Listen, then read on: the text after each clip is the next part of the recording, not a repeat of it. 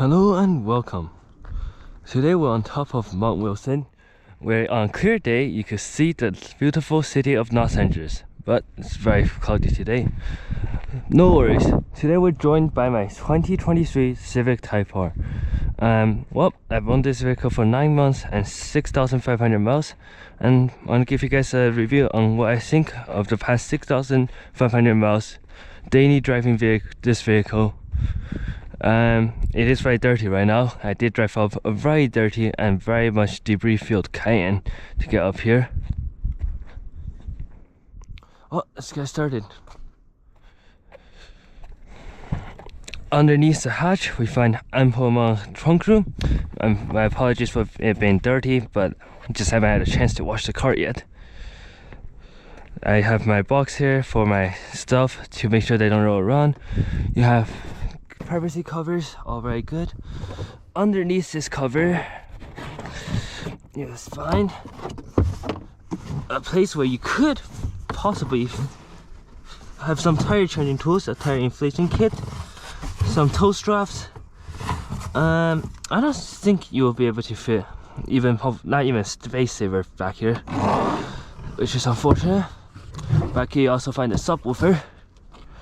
And this privacy cover is easy to install and remove as well. I just pull this button, comes right out, put it back on, secured, of course, very easy. Now, if we walk to the front of this vehicle, you will notice I do have a front license plate mount that's zip tied to the grille right there. Believe it or not, I have gotten pulled over in this car for not having a front license plate, even though my mom's 911 hasn't had a license plate for the past 11 years and she's never been pulled over. And there's also many Teslas that doesn't have a front license plate, so but I didn't want to get pulled over for not having a front license plate ever again, so I did this. It's off center so I don't block the intake, intercooler. Back here in the back seats, instead of a middle seat, you do have cup holders, which is very annoying. There are times where I needed to carry 3 person in the back, and this just prevent that from happening. Sitting back here, I am 5'9". I have a lot of knee room, a lot of leg room, and quite good headroom as well. Definitely quite comfortable back here. However, aside from the right seat belts, back here you don't get any of the nice amenities as you do in the front. Also back here, a 60/40 split rear folding seat, very convenient for carrying large stuff. Now let's step into the driver's seat.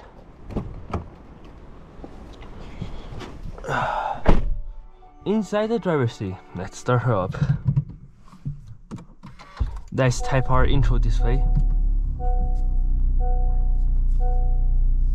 Steering wheel feels nice in hand. You have the red Honda badge. The start stop button is here. All the climate control is easy to use. The screen is nice. The front seats are very nice as well. You notice I have driving gloves here in the side door bins. That is because every morning I wake up, get in this car at 7 AM to get ready to go do my commute. This shifter is freezing. I do use that to prevent my hand from being frozen to death. Well, here in the cup holder you have my drink from breakfast and my water bottle. Everything fits. I have my charging line in here, fits perfectly. In the glove box, pretty nice size, fits the GoPro cover, nothing much else. Door bins are big, fits everything I needed to. And here is where I put my glass cleaners, just right here in the door bins. And you have your drive modes. We have comfort, sport, individual. Well, in the Cayennes right now we're mostly being individual mode. You also have your plus R mode, but the plus R suspension mode is way too stiff. In individual, I have engine side in plus R, steering in sport. I found steering in plus R to be artificially heavy and a bit too light in comfort. Suspension comfort is the only mode you could leave it on. Now, if I drive the engine, you will hear that I do in fact have an aftermarket AWE touring exhaust on it. Therefore, I have the engine sound in comfort to minimize the fake pumping noise. Rev match is off right now, but in individual mode, if I were to have it on sport, gauge cluster, I love this display. So, well, we could talk about everything else on the drive, so let's start moving.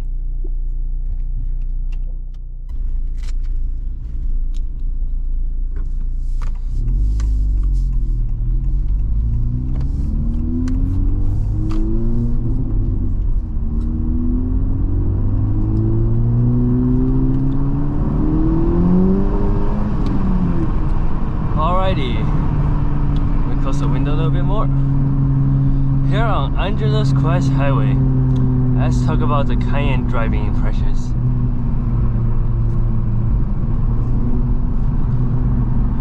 As you guys heard there, I am quite happy with the AWA Touring exhaust.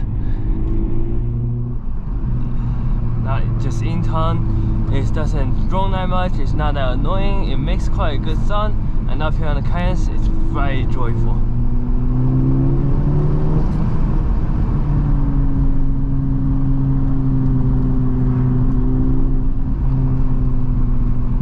Now, how does this car drive on the Cayenne? Close the windows. Well, quite well, yes, the answer is. The steering, start with that. The steering is precise. With the steering set in sport mode,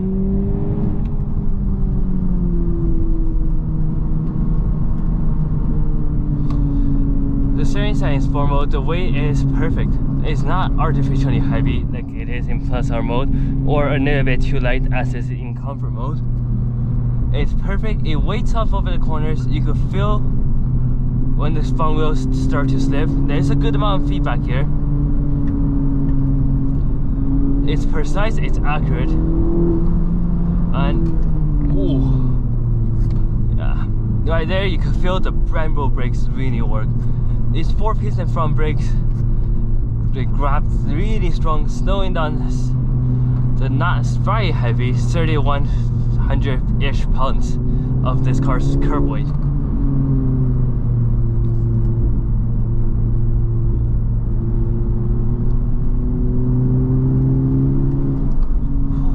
Coming out of corners is insane. The torque and limited mechanical, I believe the torque and limited slip differential just engages and pulls the car out of the corner like no other front-wheel drive car I've experienced. Just how insane. Now with rev match off, as I demonstrated there, this car is easy to hill tow. However, as you may notice, it is very bouncy. Even with the suspension in comfort mode, the damping is just way too stiff. I think Honda did not design this damping very well. I've never driven an FK, but from what I heard, the damping on the FK is better. The ride it's busy on the Cayenne road like this. It leverage settles down. I don't know if you could tell from the camera, but I'm bouncing all over the place, even with suspension set in comfort mode.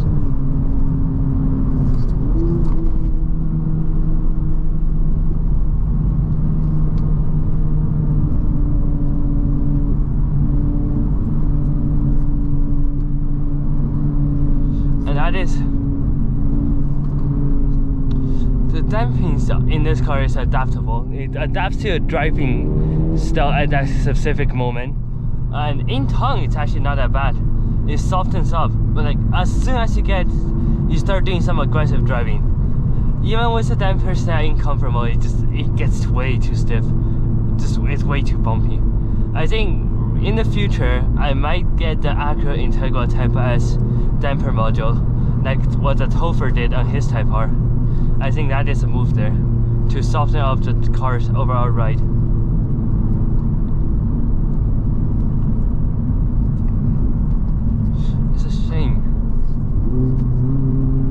Every other part of this car is so good. The throttle calibration, it's with the engine in Plus R mode, engine response in Plus R mode I shall say. The throttle calibration is good. It's responsive. I tap it, it pulls the car out. And that K20C really hauls. This is by no means. It might just be a 4-cylinder, but this engine, it got some power to it. And it has an insane amount of good low down torque as well. It has 3,000 RPM in 4th gear at floor. You wait for the turbo to spool up, and as soon as it spools up, by the way, 20 PSI of boost, this car just goes. And here's another thing about this turbo. If If I open the windows again, in 4th gear when the RPM's a bit low, if I wait for a straight road, if I floor it right here, I don't know if you hear that, but I could hear very clear blow off of sound. Rev match is easy with the auto rev match works great, but up here on the Cayenne I would rather do my own rev match and heel toe. GTI on Space Savers, interesting.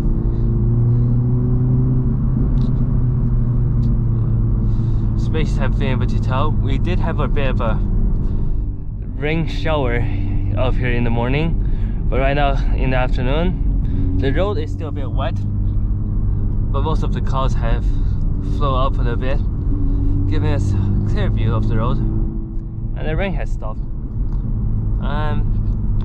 That's quite a nice beautiful view right there earlier. Alright, while we're sitting behind this Ford heavy duty truck, let's talk about how the clutch work feels. Off here in the Cayennes, I would personally prefer a bit of a more heavy clutch with a bit more feedback. The clutch is linear. It certainly is easy to use. And in the cities, I really appreciate the lightweightness of this clutch.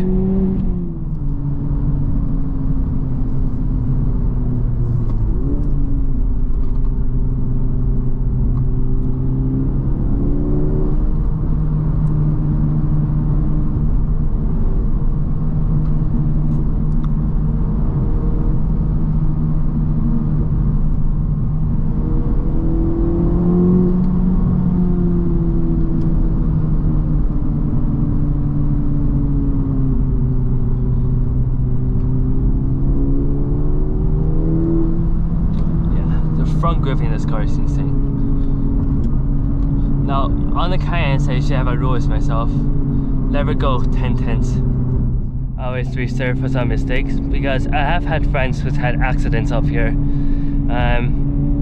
Well, I'm taking this car on the racetrack in May or June pretty soon, and I would love to have a completely functional car on the racetrack when the time comes.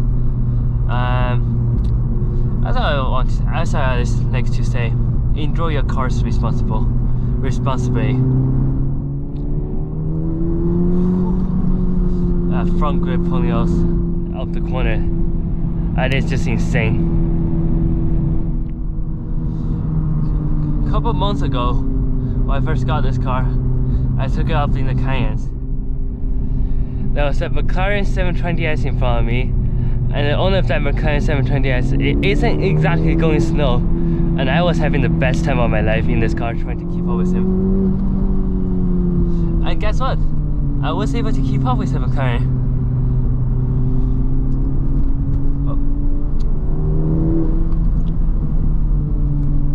Seeing how much grip this car has. The car is willing to rotate very much. In fact, this is to some degree shift light. By the way, I also do love the shift light on this car. Some may say it's a bit childish, but aren't we all a child at some point? I love it. I like the old school vibe those shift lights give up. I also love this plus out gauge display.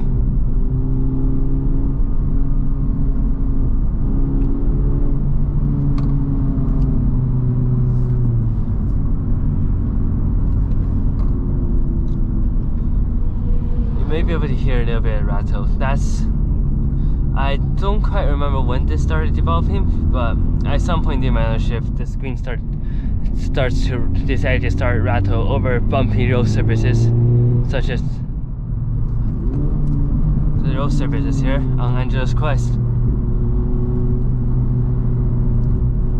And also, I've discovered the rattling, as you may have noticed. I don't actually know what that is. The rattle only happens when you go straight or right. Doesn't really seem to happen if you turn left.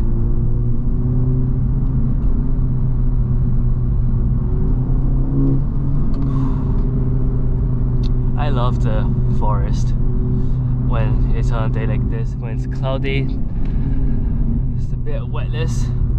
Yes, it does mean I cannot full push the car since the grip level is not ideal, but it feels so nice, and the air right now is so good. If it's just by myself up here, I'll probably have the windows open just to enjoy a bit of that fresh air.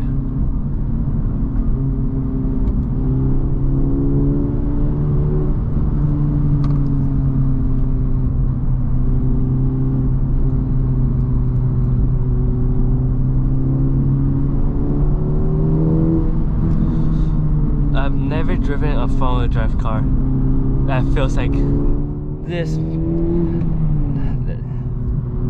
No front-wheel drive car drives like this. This car drives like it wants to be all-wheel drive or rear-wheel drive. It drives like it wants to do some power slide. It's playful, it's happy, wants to rotate.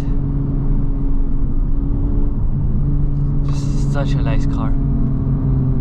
I really think the only two flaws when I got this car, now it's only down to one flaw. One of them is the exhaust is just way too quiet, but with this AWE touring exhaust, that problem is completely solved. I have no issues with it whatsoever right now. And the other one, probably going to be softened, the damper modules. The dampers just need to be softened. I watched a Topher review on his Civic Type R when he put on the Integra Type S module, and he seemed to enjoy it. So I think, yeah, that's what I would do as well in the future.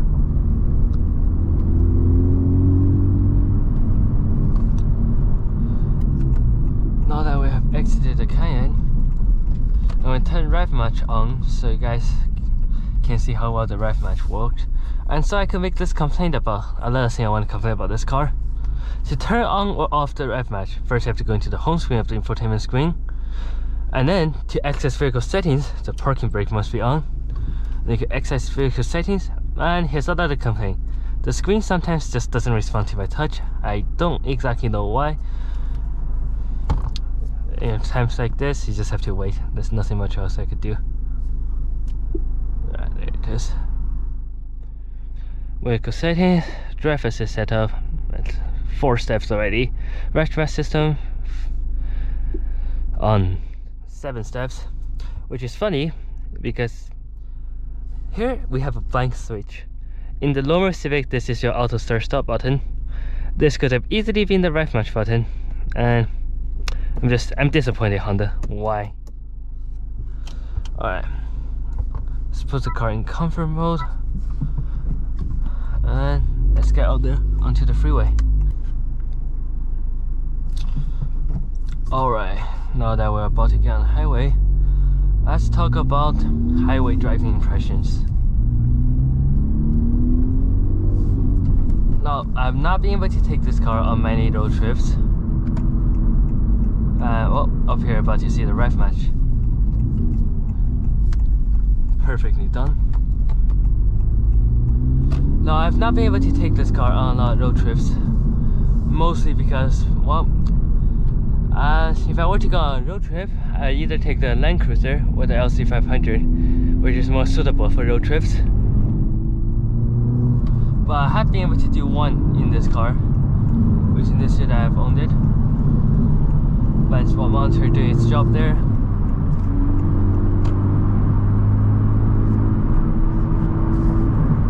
Within the year I've owned it, I've driven this car slightly non-road trip once to Sequoia National Park. That's about a 4-hour drive.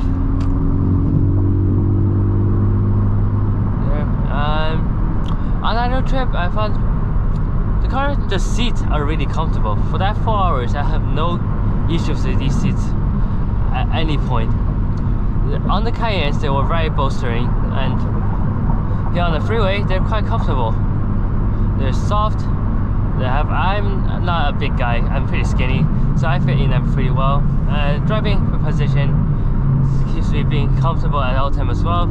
You sit no in the car, but you still have good visibility all around.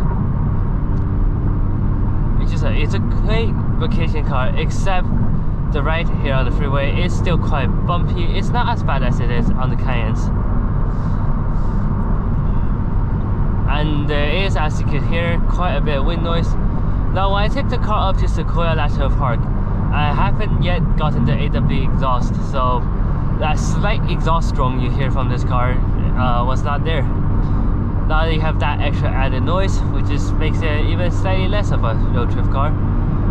But I do still plan probably take this car off to the Bay Area once, maybe do a Laguna Seca track day with it, and take Pacific Coast Highway back.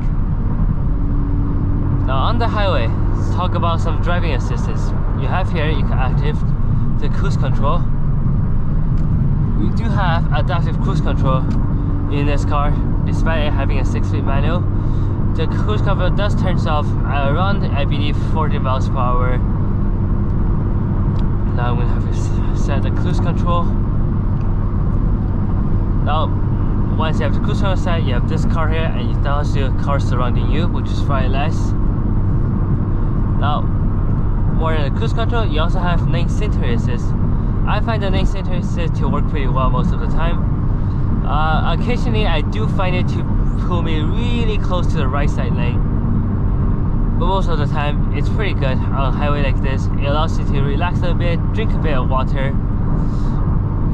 get chew on your food, or get some snacks. Here on the T10 freeway off of Angeles Crest Highway, everyone is driving insanely fast. And here's what I meant with the car. See, even in the display, it shows you it's pulling you really close to the right side lane. But it does, you do have to keep your hands on the wheel, shake it once in a while, tell the car you're here. But mostly, especially in a straight line, it does do a great job. It does take you around corners pretty well.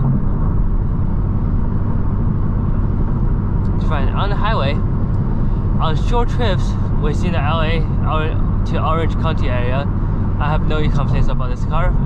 Within about an hour drive or so, I'll happily take this car.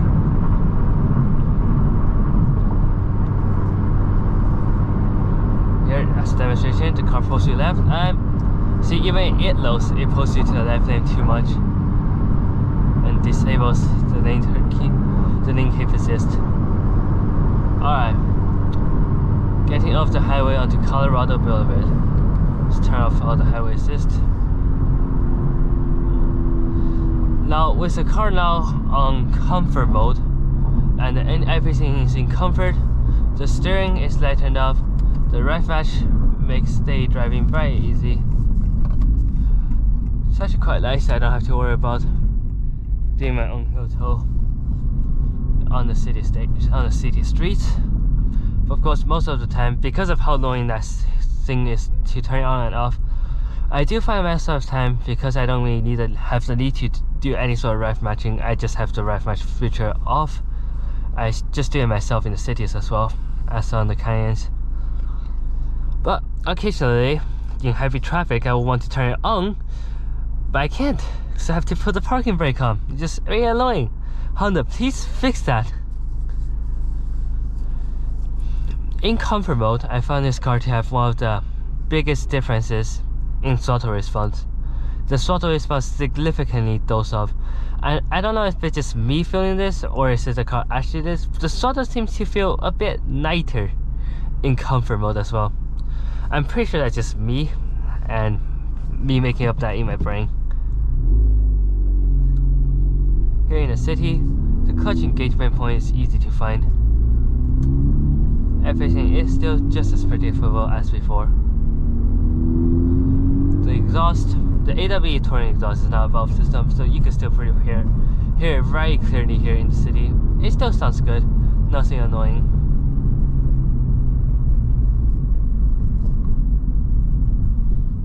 The shifter is perfect. In city driving situations, it's easy to put into gear. Every gear is gated perfectly. You know exactly where every gear is. In the Cayennes, when you use it aggressively, I did find when you use it aggressively, it doesn't seem to go into gear as much as it does when you drive it like this. You know, when you drive it relaxingly in the city.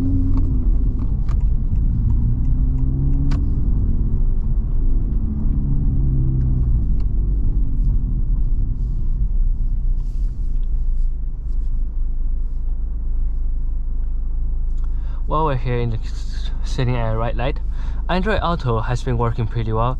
There have been one entire week where my phone just decided it doesn't want to connect to the Android Auto wirelessly, so I had to use plug-in Android Auto for a week, which is no big deal since I always do keep a wire with me in the car. The speaker system, I believe, is either 12 speaker or 14 speaker both sound system. I have no issues with the speaker at all. The speaker in this car does have I forgot what it's called, but essentially what it does is it loudens the speaker as the faster you go to try to cover up the wind noise a little bit on the freeway. I found that the speaker loudens. You could turn that feature off or turn it off, turn it down a little bit. I did find like when you go into a stoplight, you could very much hear the speaker get quieter a little bit, and when you get above 12 miles per hour, you could hear the speaker turn up the volume a little bit by itself. Of course, if you turn that feature off, it doesn't do that. I have it on in a medium setting right now. I do like the idea that it adapts to my speed, even though it doesn't really help that much when you're doing highway speeds. It no longer turns off the volume anymore above 40 miles per hour, and at 40 miles per hour this car is quite a bit quieter than it is at highway speeds. Doesn't really help that much on the highway, so I do still find myself on the highway adjusting my own volume, turning the stereo up a little bit. Now here in downtown Pasadena, beautiful city, the car has undefeatable hill start assist, which means here when on a side hill, if I let go of the brake, there's no car behind me, you'll see, okay, the hill is not steep enough for the car to start running down. But essentially, the undefeatable hill start assist means if you put the car in first, with your clutch engaged, the car will hold the brake for you until you release the clutch to the bike point. It is a very nice feature. I live on a very steep hill, so every time when I get to my house, I have to do an insane hill start. And that feature just makes it very easy to get up to my house.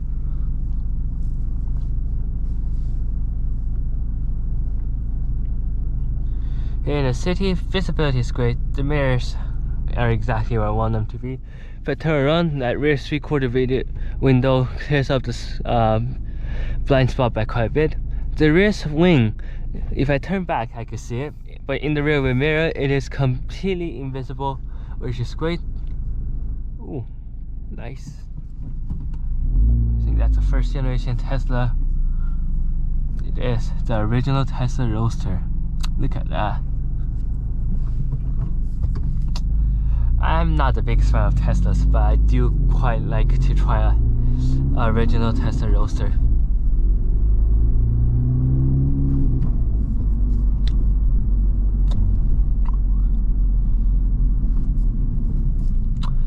As we are in downtown Pasadena, there's a Hummer H2, but there is quite a lot of traffic lights here, and the traffic here is pretty dense. There's a lot of good food places around here as well. There's a place called Pole, which is great for French dishes, and I quite like it. There's an ice skating rink somewhere down there. The brakes in everyday driving situation.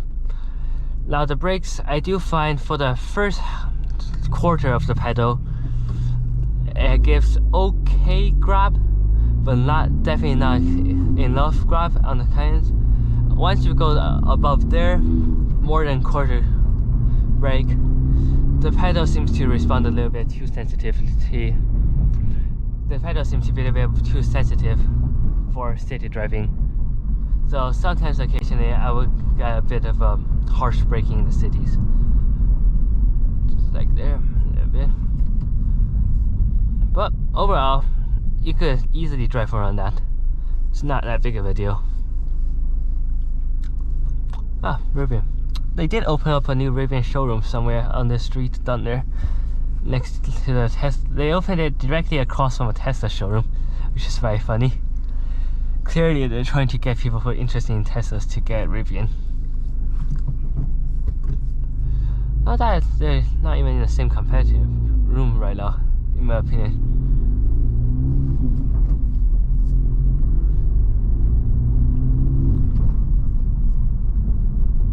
to. Most people doesn't really care about the Type R. I have had a few people give me some stuff once in a while, but they're mostly from car people who are driving a GTI, driving an SI, or something like an Elantra N. Occasionally will give you a thumbs up. Otherwise, no one cares. People just look at this, they think you are driving a Type Civic with a win. Now, to conclude this drive, would I recommend getting a Civic Type R as a daily driver? The answer is yes. There are many annoyances. The shifter, for one, the aluminum shifter looks great.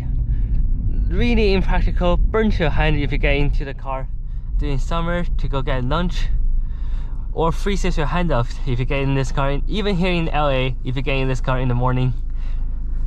That's why I have the driving gloves. You have to work around this shifter. There is no heated seats or any heated surfaces or cooled surfaces. The aircon sometimes is a bit weak. There are those minor annoyances or major annoyances depending on who you ask. But for me, the ability of this car on the Cayennes and on the track to put a smile on your face is just unmatched. Fuel economy, 23 miles per gallon, not that bad. I did find though, one thing that works very much against this car is this car has a 12.4 gallon tank.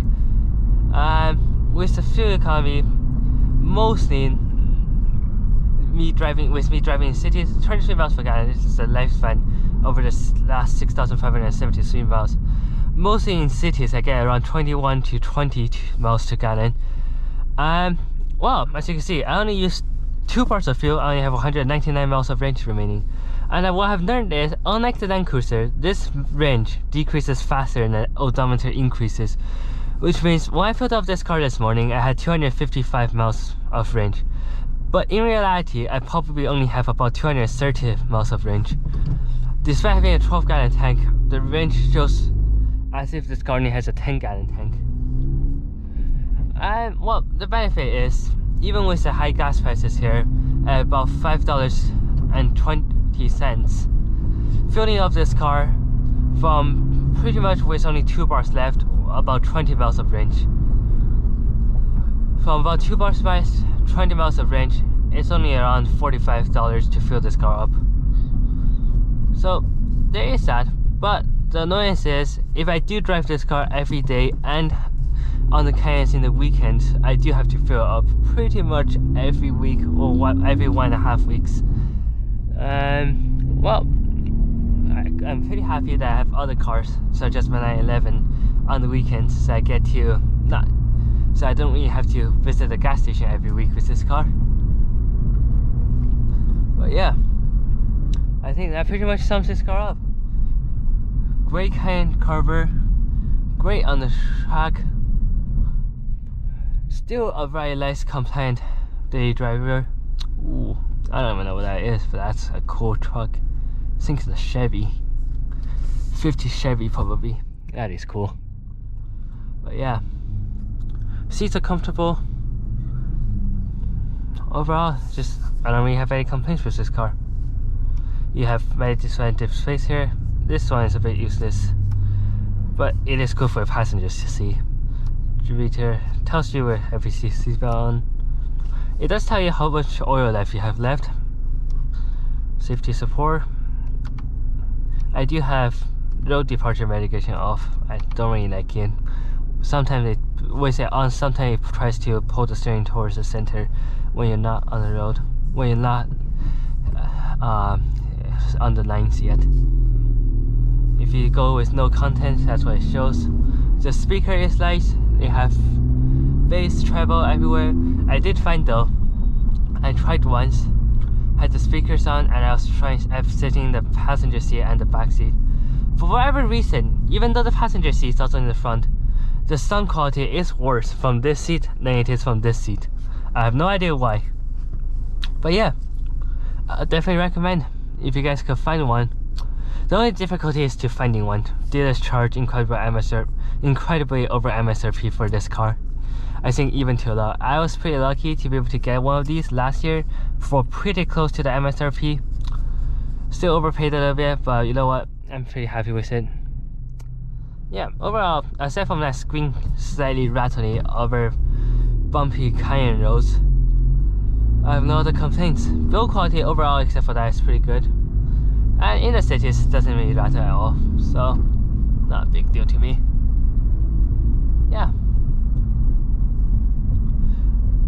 Well, thank you guys for watching, and hopefully I'll be able to upload a bit more frequently in the future. But yeah, so sometimes I'm pretty busy. Sometimes I just don't have time on the weekends. I do apologize for that. But thank you guys for watching again, and have a nice day.